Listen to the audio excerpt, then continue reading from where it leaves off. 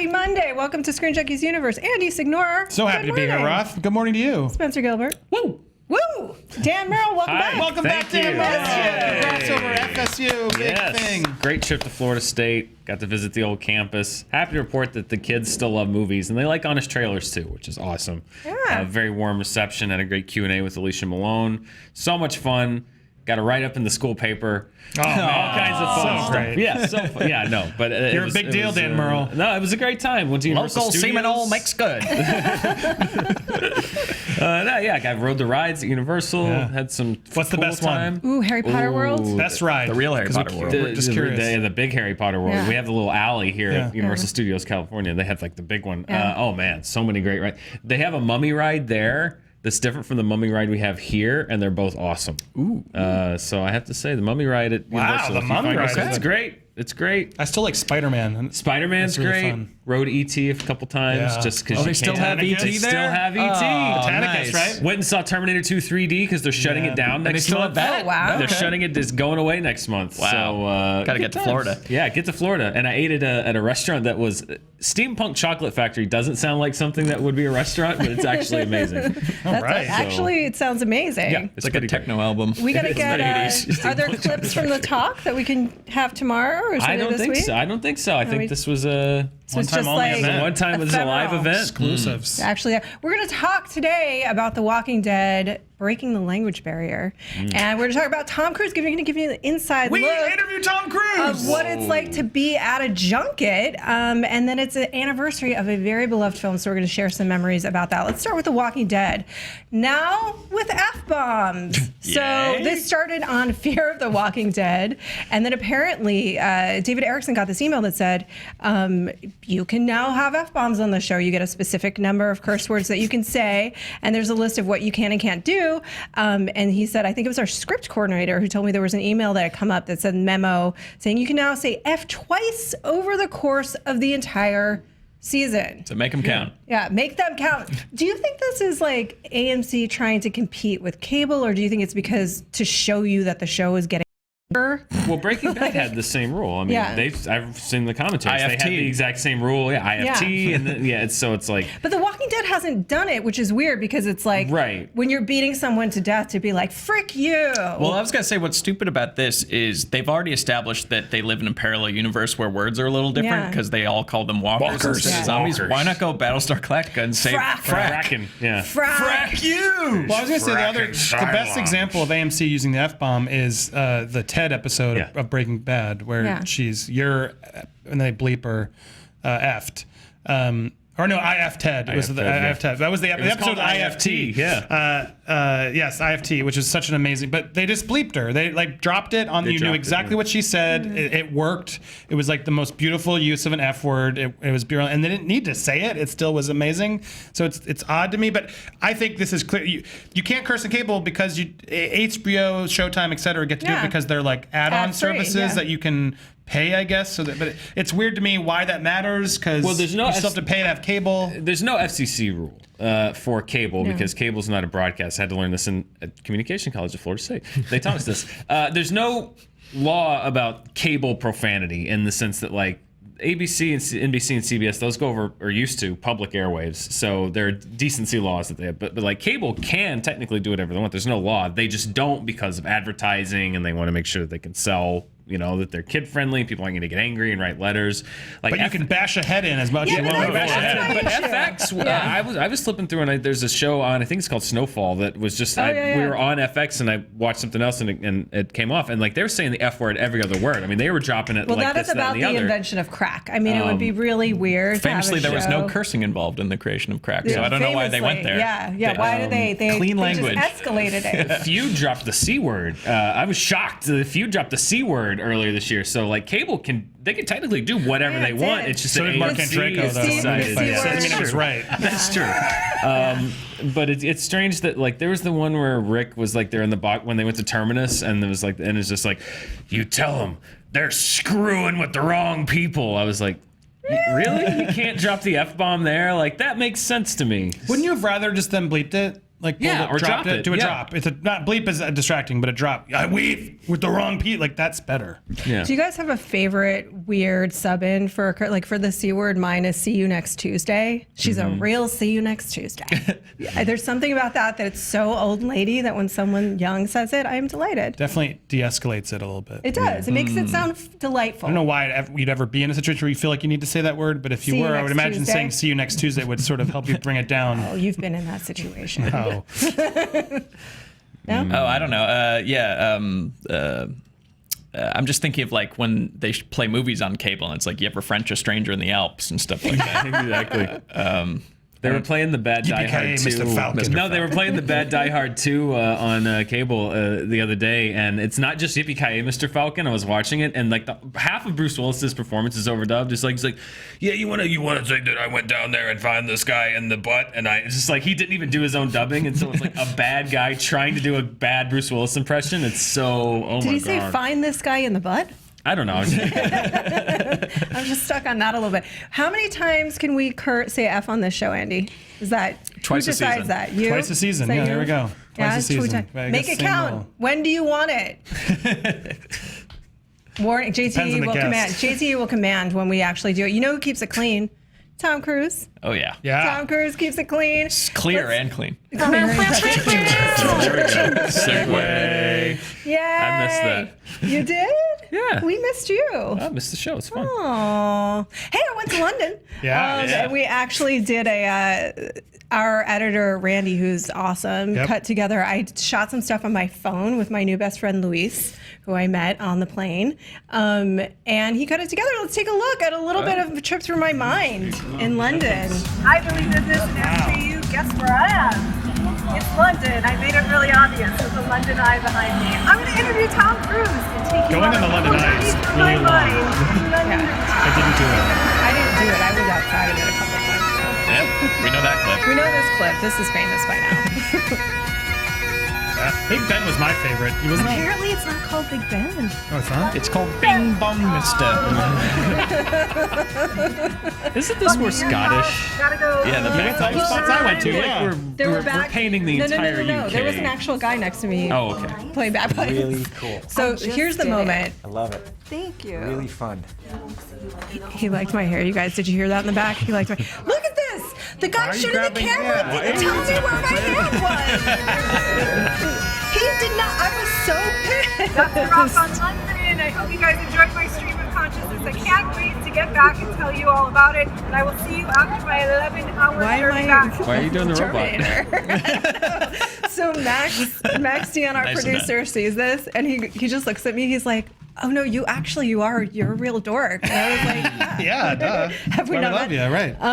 So a couple of things that I want to point out. A, the guy holding the camera did not tell me where my hand had landed, which only proves that I am I cannot Just don't make be it a thing. appropriate. Just don't make it a thing. I am Bridget Jones. But we should talk about Tom Cruise because this was a Yeah, well, big deal. can I set this up? Because we had the opportunity to come in. do it. We're like, what do we do with this? Traditionally, when we try and get a big name, we're like, let's do an honest interview. But we just knew that wasn't going to work in this instance. You didn't have enough time.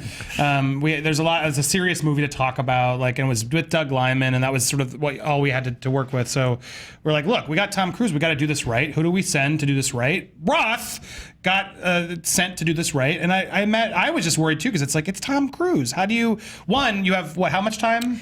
Here's a little bit behind the scenes. It was 7 minutes, which is such a specific number. Which is longer than usual. Yeah, longer that's than longer. usual. It's usually it's 4 minutes. Yeah. But it's like, that's why I just remember the pressure of us feeling like, man, we got 4 minutes with Tom Cruise. What do we ask? Is a whole big, it's hard to imagine because it's like first world problems.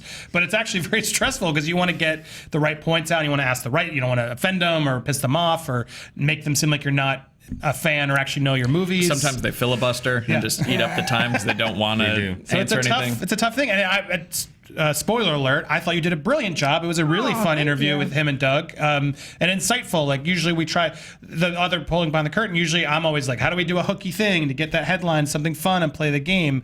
And a lot of times it's not even up to the celebrities, just the reps and the studios like, nope, you can't do anything serious or anything fun. Keep it serious and keep it about the movie. And so those are usually we think are going to be really boring sort of dumb interviews that no one wants to click on. But I found this, an audience I know watched it. We posted it over the weekend, loved it, and I thought it was really fascinating. It was a really cool conversation. He seems like a genuinely awesome guy. Yeah, that's it's pulling behind the curtain again. Like we have sometimes restrictions on what we can or cannot do with these things, and like it's a negotiation sometimes. But I gotta say, I walked out of there like, oh my God, I totally get why this is Tom Cruise. And I was really, really, really nervous going in. I was like out of body. I was like, it's Tom Cruise. He has been the biggest movie star in the world for our lifetime. You know what I mean? Like consistently. He doesn't do a lot of press. And so it's kind of a rarer opportunity to be able to get to interview. And he was with the leg or whatever, still injured and still hobbled up when I walked in the room, shook my hand, looked me in the eye. He immediately makes you feel They like don't you're the all do only that one. either. They do not. And that's what I want to Is that talk right, about. Spencer? Yeah, that's true. They do not all do that. And like, so he kind of makes you feel at ease and like you're the only one in the room. And then everyone's sort of talking about it afterwards. And they're like, yeah, no, the PR rep from the studio was just like, dude, I saw him at like Kimmel. And the entire Trans-Siberian Orchestra was there. And he made sure to like go up to each and every one of them and shake their hands and get the picture. It's like a different media training or a different type of person where I was talking about this recently with some other reporters. Tom Cruise, Will Smith, The Rock. The Rock is one of them. They are working for it all the time. They are making people feel comfortable and good. They are working hard. They are kind. They're constantly charismatic and making sure everybody has a great interview. And then so many other actors, and you can't blame them, are just so over it. You know, That's the and it's interesting really thing to me is tricky. like what you're describing. It is awesome, and Tom Cruise and Will Smith and The Rock do go above and beyond. But like above and beyond for a celebrity is like minimum human decency. Like he made eye contact, I know, right? he It's shook weird. my hand. I've never said that about Andy. It's like I walked into Andy's office. He got up and said hello to me. It was like he looked at me, Looked at me and talked to me for the allotted time. Yeah. But they don't all do that. That's what's But they crazy. don't all do that. I don't want to name names of who doesn't do it. That's not what we're here to do. We But don't there are want to many. name names. There are many Do you who have are a there to do story? it, but they're sterile. They're there all the time doing these back-to-back interviews, and it's like I can see why you get annoyed. And you're asked the same question over and over again by 100 outlets, and you don't want to do it. That said, yes, there's a little bit of like, look, if you signed up for this job and you're there on a press day, it's not like I'm bugging you at a table, like at your dinner. Like you're literally there to talk to the press. You should get up, shake their hand, and make them feel like they're important. And the sad reality is a lot of the celebrities don't want to be there and don't do that. They're polite. They'll answer your questions. They've but already they move been on. paid. Yeah, it's just like whatever. We're here to talk about this thing, whether I want to or not. But the fact that someone of his level, you'd think would be a little bit more like, I don't need to shake your hand. I'm here. What do you got for me? Cool. See you later. I think is another. It clearly helps explain why he is who he is. Exactly. I think it tells you why they have maintained that level of superstardom over the years because they are actually working for it all the time. They're not operating under the assumption, I don't think in that moment, I don't get the impression from what people are saying, that it's owed to them and is a guarantee. You know, like they need to keep re-earning it every single time, which I think is an amazing just life attitude for anyone to have. And do you guys have, so without naming names, do you guys have any junket stories of like good or bad? Because the other thing is you sit down and before they start shooting the video, you have like, 30 seconds or a minute of either chat time and some people will engage and be like, hey, how you doing today? And chat a little bit and helps warm it up. And then some people are just like, Sure. Yeah. Yeah, I don't know. That happened to me once. I an interview with just like and I'm not criticizing. I get it. It's like you're doing 12 hours, like 100 interviews a day, and like Andy said, it's just somebody just sat there like this. It's like a robot. And you sit down and you say because when you sit down, you say who you're from. Dan Merle, Screen Junkies, and then you start the interview. So they're sitting there like this. And I said Dan Merle, Screen Junkies, and they're just like, how's it going? No, my favorite Like was they flipped the on switch. Yeah, I can't name names because you see it in the. We did a thing for it for Comic-Con last year. Was when I got to interview the Star Trek Beyond cast, and I asked, it was Simon Pegg and Carl Urban, and they were together, what their favorite Star Trek movie was, and Carl Urban was like Star Trek: The Motion Picture, and in my head I'm like, come on, really? And then he goes into this thing because a lot of times actors, they're playing a role, but they don't like necessarily know the And Sure. you can't blame him, like, the whole story behind it. And Carl Urban's like, well, the interesting thing about Star Trek: The Motion Picture is you have that conflict, particularly between Spock and his Vulcan heritage. He's rejected the teachings of Kolinar and he's returning to Starfleet. And I was like, holy shit. Carl Urban knows Star Trek. All right, I'm that was listening pretty. now. I was like, you got me, man. Like, that's a terrible, terrible choice. But you know what you're talking about at least. So, yeah, that was fun. It's fun to see celebrities that, like, they actually, like, Get engaged. get into it and they know what's going on. Mila Kunis did that. I remember she's actually really into Star Trek and Warcraft. And I asked her some random Star Trek question during the junket for Jupiter Ascending because it was Jupiter Ascending. And no, it was But are you gonna talk about the movie? Right. What's your favorite we talked splice? About all of it. But she lost her mind, and she was legitimately such a fan of both of those things. That's Yeah. cool. Yeah, I don't know. I don't know how much we can Yeah, I say. mean, you've only been in a handful. Dave would be able to pick it out. Yeah, it'd be cool if we could do the uncut, honest interviews because I think you would get a better sense of. They don't all work. They don't all work. The jokes, especially. I mean, they don't all hit. Yeah, Yeah. well, that's why we. There's definitely some why editing we edit them. to make everybody look good. Right. But I don't know. I think we've had mostly positive experiences. There's Yeah. times when I don't think we're funny, but that's really not their fault. They don't. I mean, not everyone has stood up and felt as engaged as what you're going. You brought him up, but The Rock is so engaged. It's like Amazing. insane. And I remember we did the Hercules junket with Nick, and I was there filming the B camera, and I just remember. Nick was trying to call somebody on his phone, make a whole big thing about it. And I was there filming it, and there's a security guard there who's like, get you in and out. You have to be, and you have your 4 minutes with The Rock. And it's like, meanwhile, we had a bit that we were like, we got to get this bit. And the phone wouldn't call the FaceTime or whatever. And I'm just like, pushing beyond what I could push for, and I'm like, here, Rock, the number didn't work. Here it is again, and you can tell Nick's getting a little nervous, he's hearing the stop, and meanwhile I'm pushing, and then the Rock's like, sit down. What's the name back there? Hercules. Everyone shut up. I'll tell you when you're done. And it was like the fact that he not only exuded the power, which is such an amazing, in a fun way, but I knew he knew the bit wasn't working, and he knew that if I give you guys 2 more minutes, the bit's gonna be better. And I was so grateful for him noticing my stress out of wait, let's get the person on the phone, that otherwise this whole thing doesn't work. Yeah. And the fact that he was not only so into it and gave you the time, but the fact that he was able to break that wall and just sit down. I get it. Leave them alone. We're doing this still. It was very helpful. And he wanted to give you something good. Yeah, I think those people, exactly. There's certain celebrities just know. Ryan Reynolds did that for us too. There's certain celebrities who get when something fun's happening. I know Hal's done it too, Hal's- where yeah. there's moments where Hal's doing a bit and then the celebrities are in on Ken Jeong with Ken Jeong did. Yeah. Was he in Ride Along too? Yeah, I think he so. might have been. I don't remember. He was playing along, and sometimes you can tell when the celebrity's playing along and gets it, and that's those are the best moments, because when you can get the celebrity to actually break a little bit and have fun because they've been asked the same question over and over again, and then they're playing along. Those are to me when it works well. It's funny too, because what Max and I were looking at the footage from this, and I walked in and he immediately was like, "Oh, I really like your hair," and I'm like, "Thanks, Tom Cruise. I just did it." And we put that at the end of the interview. But it was the body language is he's looking forward and he says it twice. He's like, "Oh, your hair is awesome." "No, it's awesome. It's really fun." And he leans back like this. And Max and I are like, that's the moment he knows he owns me. The moment that he leans back is he's like, I own you now. I'll take your soul. He's a pro. And it's Yeah. good because he did, but it's that's his politeness, and just having a moment with you is crucial in those experiences. Otherwise, you're nervous. Then that's not going to help the interview. It doesn't help anything. And then the other actors talked about it too, and they're like, that's just very genuine. Because with Sarah Wright, who plays his wife, their first scenes together were sex scenes, which is she's like, it was actually great because we were just laughing, and he immediately put me at ease. But he did talk a little bit. Go ahead.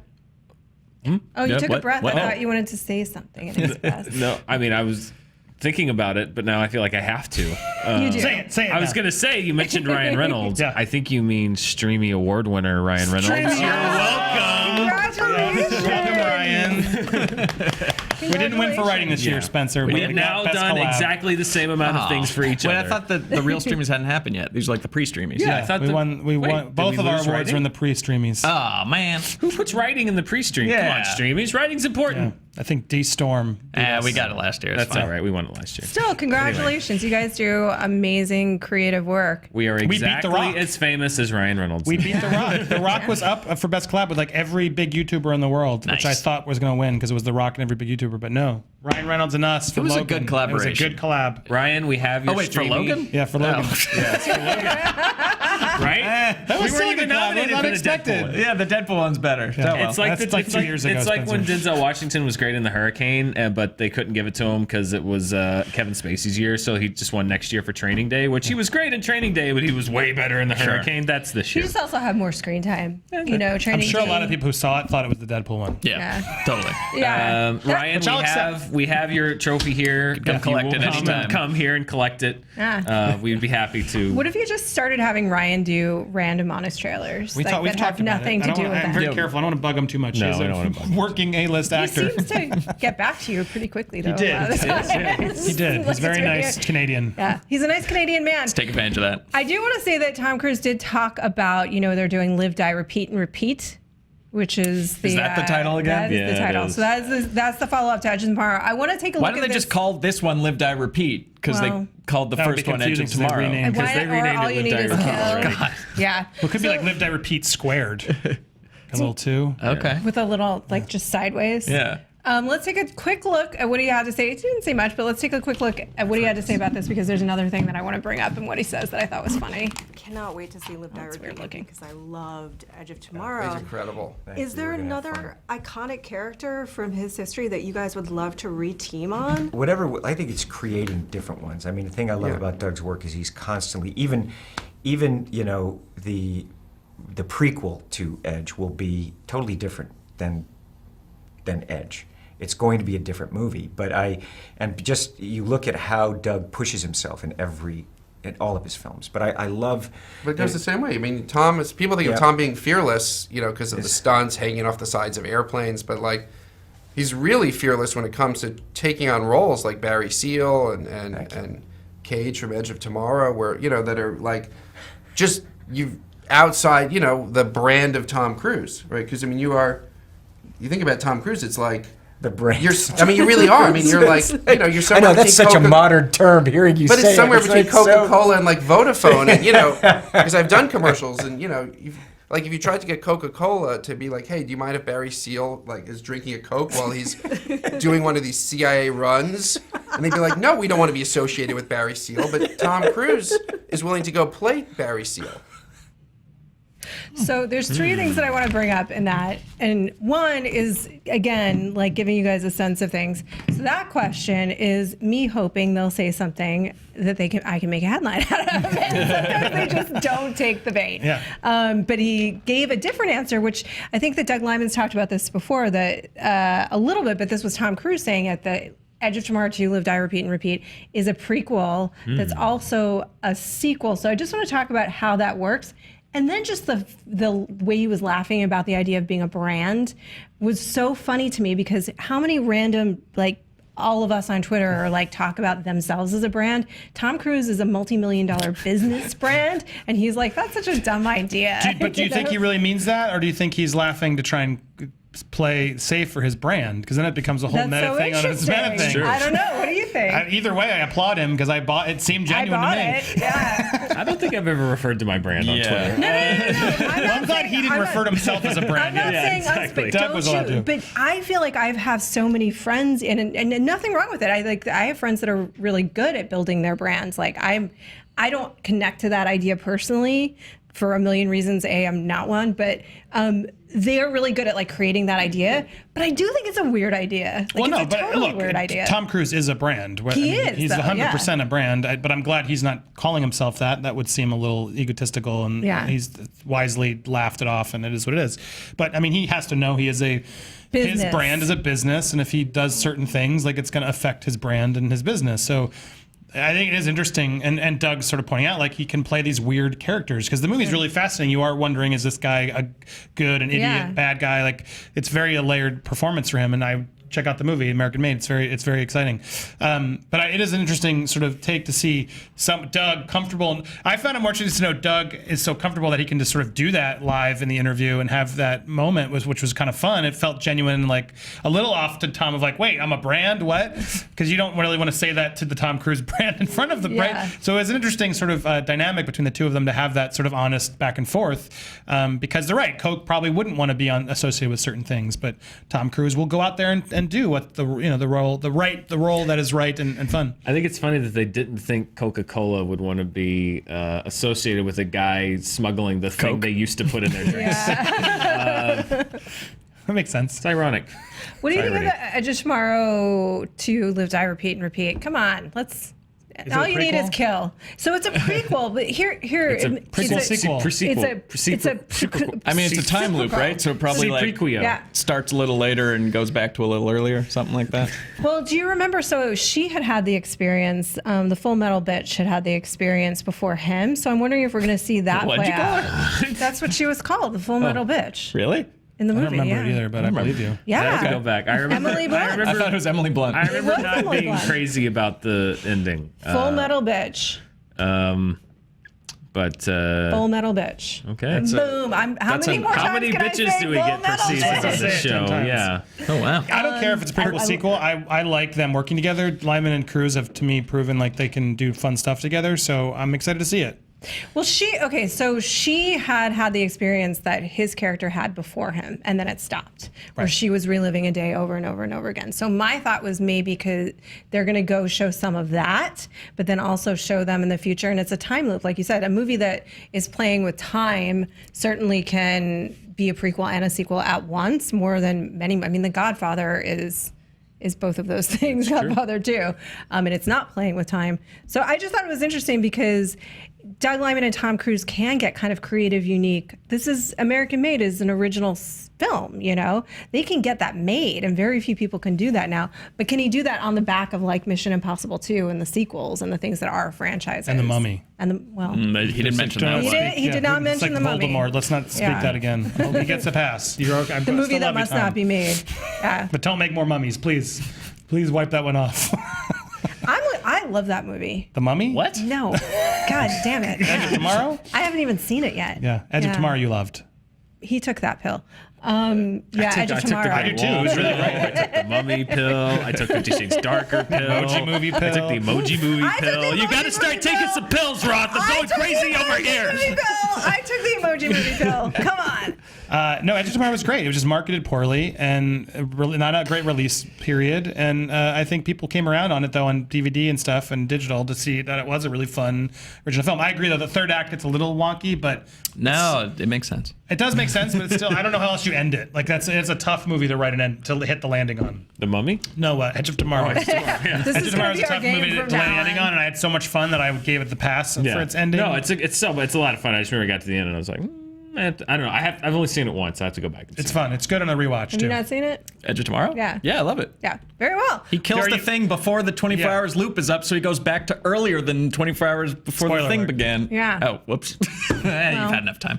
It's been out. But are you It's excited been for a fun. prequel It's been, sequel? like, Do you feel like there's 3 faith in years. it? I do, unless, I don't know. I hope that they don't Groundhog Day it again. I hope it's not another loop, but if they do some like nonlinear storytelling thing that's not the exact same thing, then sure. Well, he promised us it's going to be a very different movie. Great. I'm in. Tom said it. It's on camera. Then it's true. Yeah. It must be true. You know what has a great ending? Princess Bride. Oh, boy. Oh, boy. You didn't like that segue? That's good. I disagree with the segue. I've always thought The Princess Bride has a much stronger beginning than an ending. I needed- but that's I needed- my It's a say a storybook thing. ending. Fred Savage dies of a fever in his grandfather's arms. This is all a delusion in his little fever-stricken brain. I've been delaying the death. It's a storybook story. precinct. Nothing I can do. Where's Grandpa? You don't have a grandpa. Grandpa died years ago. I'm just your doctor. I've been playing this character to help you ease into the afterlife more peacefully. I'm your nurse. It's a strange ending. Get down. That was my bad, Andre the Giant.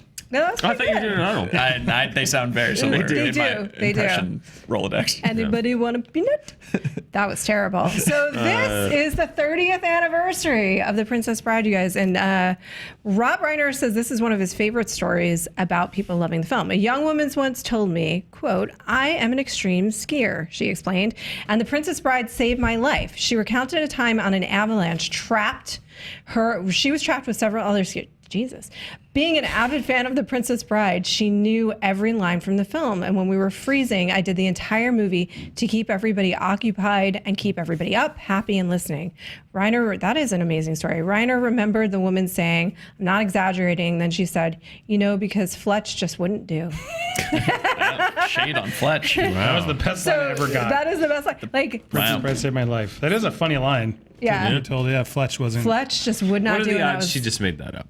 I don't know. That's pretty It's a specific. weird, specific story. Yeah. There's That's probably how a you- record that's- you could go check. This probably. Can someone go check that for us? Yeah, go find out the I'm just skier that was curious. trapped. Well, I want to find this. I think it's an anecdote story. that only Rob Reiner and this woman know the truth. I don't think Yeah. this was. You don't think there's a Well, I record think- of some skiers that were Oh, trapped? was it like? And then I said, like a lie? Princess Dog Buttercup, Pablo. But really, only she would know the truth because she could have just lied to Rob. or Reiner. the skiers. The There must be skiers other would skiers always who know can the collaborate. truth. Yeah. Yeah. We have to find them. Corroborate, not collaborate. Internet, we want to corroborate This is story. the kind of news that Screen Junkie Yeah. should be commanding. I want confirmation on the ski Princess Bride story. How cynical Do we you- are. do you have any doubting single this poor woman who was movie? Yeah, she saving probably people's ate lives. all these other skiers that had this in her brain In her to brain, it was absolve just herself like of the guilt. It's a movie I would watch. Yeah. By the way, that movie is a Totally. movie I would watch. It's like Life of Pi. Yeah, exactly. That's what I was just thinking. It's like Life of Pi. Oh, it was this fun fantasy thing. There was a tiger, except everybody was really dead and I ate them.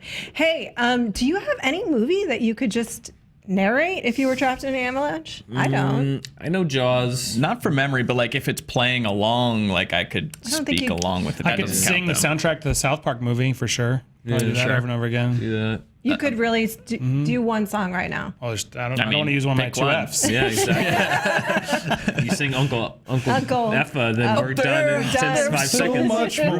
Babies pop and flowers bloom. Everyone dreams I can dream too. Up there, up where the skies are ocean blue. People have learned to live without a care. Live without a care. We're going up. If only I could live up here. There you go. We're all going to die horribly in that avalanche. That's what I'm now Oh yeah, suspecting. we'll keep you up.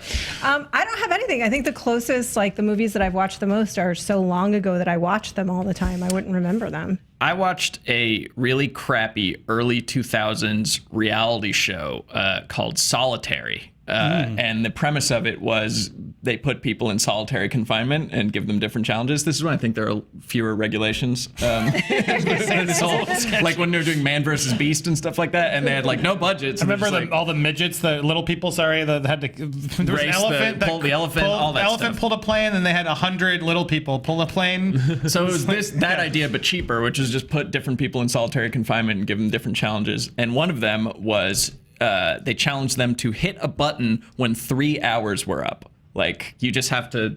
Every 30 hours? 3 hours. Oh, every 3 hours. Yeah, just that was it. The closest to 3 hours won. And like everybody's like panicking. Some people hit it after like 9 minutes. Some people hit it after like 5.5 hours. They hit it. And there was one guy who just like very peacefully, has a little Counted. smile on his face. And then he hits it like right on the dot. And they're like, what was your secret? He's like, I love the movie Titanic. So I began the movie in my head. I just rehearsed the entire film of Titanic. And then as soon as like the heart of the ocean was sinking down, like I pressed the button and he nailed it. Wow. So That is it could save a life or it could win you an early 2000s reality show. What did he win?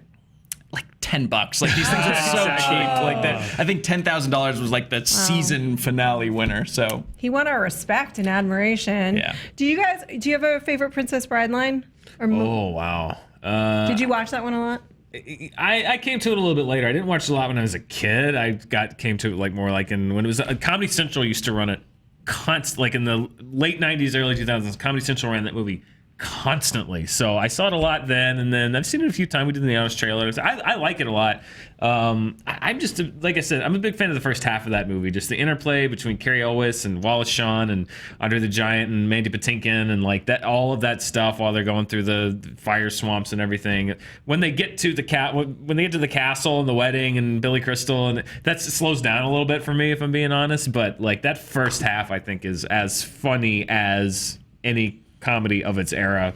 As you wish, Dan. You know, yeah. As you wish. Inconceivable. Inconceivable. I gotta say, The Princess Bride was pretty big for me. I watched it a lot, and I Yeah, I can't liked pick a it. favorite. It wasn't like it's not on my favorites, but I like it. It's great. Spencer. Love that movie. Isn't it Hear that amazing? sound, Do you have a favorite moment? I mean, it's the Wallace Shawn, like, never Yeah. bet against a Sicilian when death Sicilian. is on the line, and I cane poison. That whole sequence. Nobody, just me. Hello. My name is Inigo Montoya. Yeah. You killed my father. Prepare to Sounds die. like Vin Diesel there. Hello. My father. Prepare to die. I like when he and Mandy Patinkin Remember both. Vin Diesel? Can you imagine Vin Diesel doing that scene? There's surely no one thing. though. There's surely no one thing because. Great. All right, do the Princess Bride as Vin and The Rock. We just did it. Did Did it, Rob? Very well. Then we'll end on that note, and I will say that I could quote a lot of The Princess Bride, but not enough to save any Favorite of us quote. in an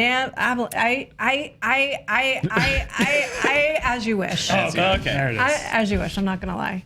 It's a good It's line. sweet. I thought we just short circuited. And I tried to, because there's Westworld so much of it. There's, Technicians were coming in. honestly, you could take any moment from that movie, and I probably kind of love it. But "As You Wish" was the line. I think I tried to say that to my boyfriend once, and it just was like, okay, like I just said I loved you. Oh.